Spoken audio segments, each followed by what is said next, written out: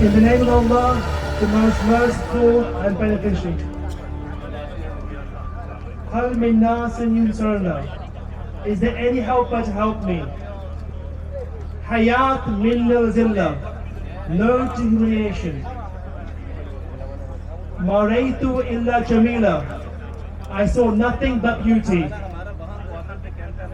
Assalamu ala al-Hussain wa ala Ali ibn Hussain wa ala awlad al-Hussain wa ala ashab al-Hussain Jameen Shuhada Karbala Khususan Mawla Abu Fazl Abbas Ya Kamari Bani Hashim Ya Babul Hawaij Ya Satkai Sakina Assalamu alayki Ya Zainab al-Kubra wa Kulthum وسكينة بنت حسين السلام عليكم ورحمة الله وبركاته. Assalamu alaikum to all mu'mineen who are gathered here today. Assalamu alaikum rahmatullahi wa barakatuh. Welcome to the 44th annual Arbaeen Procession of Imam Hussain alayhi salam, organized by the Hussaini Islamic Trust UK. This trust founded the very first Muslim Arbaeen Procession in Europe on the 18th of December 1982. We are gathered here today to mourn the most important day of humanity, which took place 1,344 years ago in the year 681 AD, the 7th century. Arbaeen is a sacred day. It marks the date when the survivors of Karbala, who spent a year in captivity in the most torturous conditions, were released from prison in Damascus and then arrived back in Karbala, Iraq, to finally mourn their dead.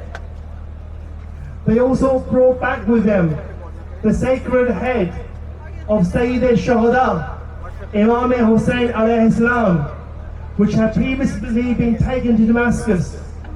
On Arbaeen, this holy head was reunited and buried with Imam Hussein's body in Karbala.